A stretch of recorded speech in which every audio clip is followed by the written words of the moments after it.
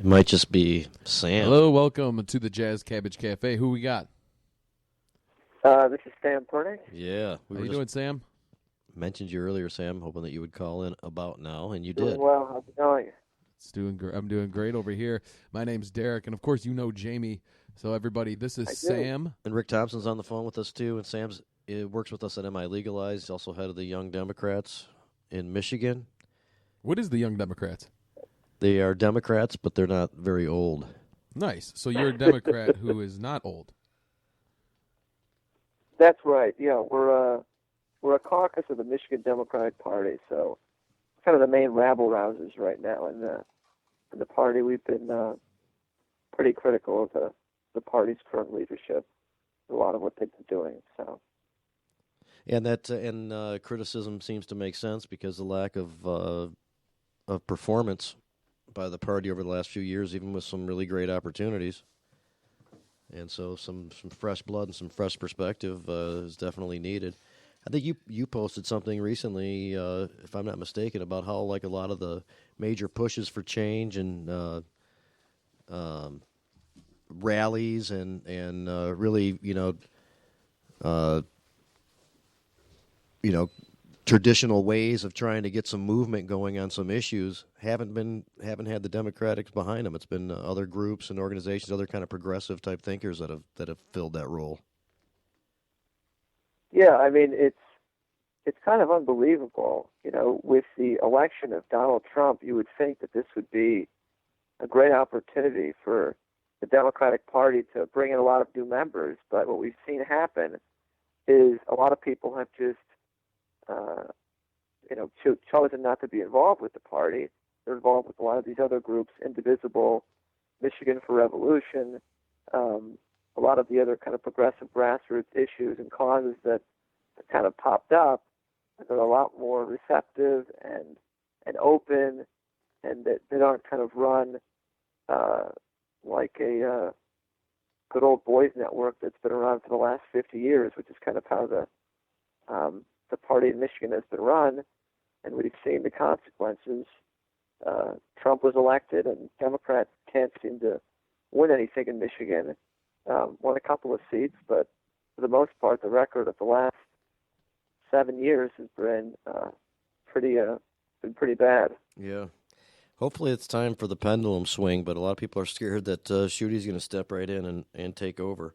I'll admit, I don't take a party affiliation, and I think a lot of people are doing that not just because of lack of performance of the Democrats or anything else, just out of being fed up of the current system and its lack of functionality and wanting to look at things differently and trying to banding together on certain issues and trying to make that happen. And so I'm sure it kind of all goes hand in hand. I recently formally joined the Democrat Party for the sole purpose of showing up at the convention and voting for Dana Nessel for Attorney General. When that's over, I'll return to being a free agent. But that is important to me, and I think you and I agree that Dana Nessel is great for us, and as does Rick. And who else is out there who's running for governor, and I think that ties into an MILegalize event that we have coming up, if you don't mind letting people know about that and kind of discussing how you're seeing these campaigns and these major things play out as it comes as it relates to our legalization campaign as well, coming together in 2018. Sure. So the kind of what you mentioned before is that Dana Nessel is running for Attorney General. She's running against a guy named Patrick Miles, who is a former federal prosecutor from the west side of the state, who was extremely aggressive in prosecuting people for medical marijuana. And he's one of the main people that a lot of the folks within the Democratic Party leadership are pushing. He doesn't even support medical marijuana. He stated that in or he wouldn't come out in support of it. He off the record, in that off the record interview that he did, which was pretty concerning. And so that there isn't a primary for the AG's race. Mostly, in most cases, you have a primary in August, like for the gubernatorial race and for the Senate race and for president. Everybody goes out and votes if you're registered to vote. But the attorney general race and some of these other races they operate differently, where you have to be a member of the party in order to nominate these candidates. And there's an official nominating convention that's happening in August of 18, but in April there'll be an endorsement convention, basically just to give candidates kind of the imprimatur of the party, so they have a little bit more time to campaign with that and raise money. But Miles is really concerning. He's picked up a decent amount of kind of traditional party leadership support, and we've been trying to get the word out about his record, which I think is pretty troubling. And Dana is obviously great on when it comes to MILegalize and the issues that we're really pushing. So it'll be interesting to see what happens. Well, I want to interject. I want to interject a couple things real quick and let you go on about the candidates in your thing there. One is issue I have with Patrick Miles, head of the federal prosecutors of the Western District. I believe has some kind of discretion, and when faced with whether or not to prosecute these people, they were known as the Okema 7 or Lansing 7. Shortly after the Michigan Medical Marijuana Act went into effect, this group decided to utilize a lot of property that one of them had around the Lansing area, and to work with some people who have some knowledge and some ability to utilize that space to facilitate the new law, the new medical marijuana program in the state. They spoke with local officials and law enforcement, and what they were doing clearly under state law, formed proper companies, and they decided, and there was a federal investigation by DEA. They decided to prosecute, even though they were following state law. The judge and the lawyers at sentencing, talked about how sensational that was and how Schuette should have been much better in defining things and all this kind of stuff. Regardless, I think that there was some ability there to utilize the fact that these people were following state law to have to really follow through with the prosecution, or at least to the extent that they were prosecuted. And I don't know how he talks his way out of that one for me. I mean, I'd like to hear what his answer is. Well, and on top of that, there was also a memo from the Justice Department, from Eric Holder, that discouraged prosecutors from going after these cases. And he still did it. So, I mean, there was a huge rise in hate crimes in Michigan during his tenure as a federal prosecutor. He did almost nothing about it, but spent a lot of time and a lot of resources at that office prosecuting people for medical marijuana. And then he talks about how he opposes mass incarceration. When he opposes the war on drugs, well, he's part of the war on drugs. That's unfortunate. That's difficult for me to get past. I have to admit, that's one of the reasons I'm really going to push hard to be there for Dana. I'm also hearing that former Senator Steve Vita may join the race. Have you heard that one? I've heard that, but we'll have to see if that actually ends up materializing, because Steve Vita he's a state senator from Macomb, and he's expressed interest in running for Sander Levin's seat, who represents the 9th District. I'm in Sander Levin's district. And Levin's been talking about retiring, and there have been rumors that he's going to retire this year. So it's possible that, what I've heard is that Steve's been kind of floating his name for AG, but really wants to run for that congressional seat. And Sandy Levin, another friend, someone else who is no friend to the cannabis community. I don't even know if he's come on record in support of medical cannabis, but he certainly doesn't support legalization. I don't know where Vita stands on the issue, but I haven't seen him speaking out on it. That's for sure. So. Well, he's not that bad on it, from what I can recall. Rick, we've been in some committee hearings and things like that. He's been part of the minority on those committees and stuff, but he has been at least probably the more reasonable voice consistently. Rick, you still with us? Rick, you there? Oops. Oh, he's still here. The clock is still ticking. He might. He's just still in awe right now. Hey, Rick, you there? I met Steve a number of times. I mean, Steve is a really good guy. I think that I don't think that he would be as strong an advocate for the cannabis community as Dana. No, Dana but, he's certainly no Patrick Miles.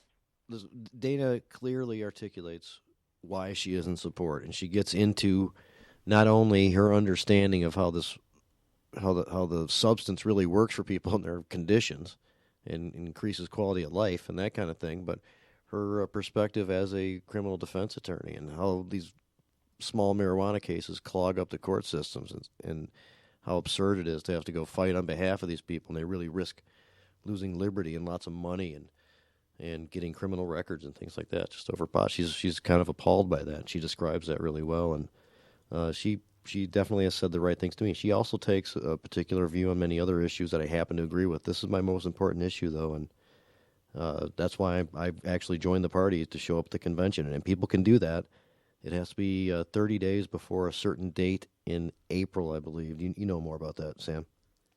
Yeah, so the date is April 15th. So the way it works is that if you sign up with the MDP 30 days in advance, if you get your application in 30 days prior, you can vote at Cobo Hall. And the way it works is that everybody gets broken up and divided up by district, and so you vote with your district. The process it's kind of a messed up process, the way they kind of allocate delegates, but anyone can participate. And there aren't that many people who usually show up to these things. I think the best attended convention was the one this year. There were about 4,200 or 4,400 people there, and I think that was an all-time record, at least for the last 20, 30 years, something like that. So, I mean, normally in a primary you have over 1 million people vote. In this case, you have 5,000 people deciding for everyone who the nominee is going to be. And so you have a lot of kind of backdoor, smoke-filled room party politics that folks within the Young Dems and many others have really been trying to fight back against. And we saw that a lot in the 2016 elections with the race between Hillary Clinton and Bernie Sanders. And I think you'll probably see even more of that in the race that's coming up in 2018 in that Democratic contest. So is there a political strategy known of when we just got a couple minutes here and just to get this in, is there, and we'll talk about that event November 14th real quick, but is there a political strategy for the one side or the other to have many people there, but maybe by paying them in, bussing them in, so to speak, like what's done with rallies and other things, in order to kind of artificially swing the vote one way or the other? Yeah, I mean, that happens routinely. I don't know if it's done in a legal way, but often what happens is people are paid money to go to these things. They're paid $75 or $100 for the day, and you have some organizations that will pay 1,000 people or 1,500 people to come out and vote. Sometimes it's 2,000 people. Hundreds of thousands of dollars, and you have to coordinate all of it and make sure folks remember to come out. I mean, that's a major effort, and it's a lot of resources that are spent on this. Now, it varies year to year, so we'll see what happens this year. But point is, let's get some people to come out and vote for Dana, because we're probably going to be up against some stuff. He tells us about the November 14th event, and then we got to get going here to a break. Yeah. So November 14th, we're having a gubernatorial meet and greet. We've got Gretchen Whitmer, we've got Abdul El-Sayed, Sharif Anadar, Bill Cobbs, and Evan Space. Evan Space is the only Republican that we've been able to find so far that supports legalization. but all those candidates will be at Sidetrack Bar and Grill. We're still waiting to hear. We're still waiting to hear from Shooty, right? We did. We sent Shooty a message. We sent. I think we sent pretty much everyone a message inviting them. Sent Colbeck a message, but they didn't get back to us. So Shooty's person responded, and then I followed up with him, and I didn't hear anything. So I wouldn't expect him to come, but it should be a great event, and we'll be able to. It's specifically intended as an opportunity for these candidates to speak to the issues of the cannabis community directly, because oftentimes, they're in a forum, and it's a 2-hour forum, and they'll get one question on a cannabis issue, and usually it's legalization. Now, all these candidates support legalization, but very few of them have come out against what's happening with this threat of the dispensary shutdown on December 15th. Right. They're not talking about, they're only talking about one issue, which is a really important issue, legalization in 2018, but there are a lot of other issues that are really important, and it could really help draw some attention to the fights that are ongoing. Right, I want to hear the details. Legislature and the problems with civil asset forfeiture and many other issues that folks are dealing with. So. So one more time before we have to cut you short here. I hate to even do it, but I just want everybody to know exactly where to go, when to be there. So it's the 14th. Just give them a quick rundown where to go, where to be, and also how to maybe sign up for it again, just really quick. Yeah, so November 14th, it starts at 6:30 at Sidetracks Bar and Grill in Ypsilanti. Depot You Town. can go on Facebook and get tickets on the MILegalize Facebook page.